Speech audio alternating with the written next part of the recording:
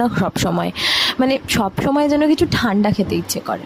আর বাড়িতেই যখন আমাদের রয়েছে বেলের গাছ, তখন আর বেলের শরবত ছাড়া তার কি বিকল্প হতে পারে বলো? তাই তাড়াতাড়ি করে লোক ডেকে বেলের গাছ থেকে পাড়িয়ে নিলাম কটা বেল।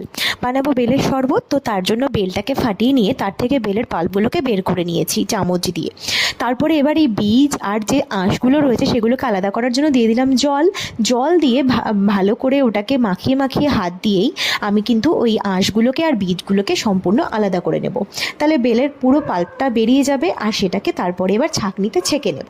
ছাঁকনিতে ছেঁকে নিলেই কিন্তু আমার বেল থেকে বেলের পাল্পগুলো আমি পেয়ে গেলাম।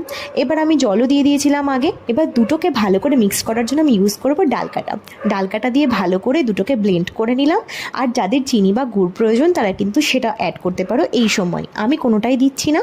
ব্যাস, এর সাথে একটু পুদিনা পাতা দিলে খুব ভালো হয়। আর ব্যাস, ফ্রিজে রেখে দাও, ঠান্ডা ঠান্ডা এনজয় করো বেলের শরবত।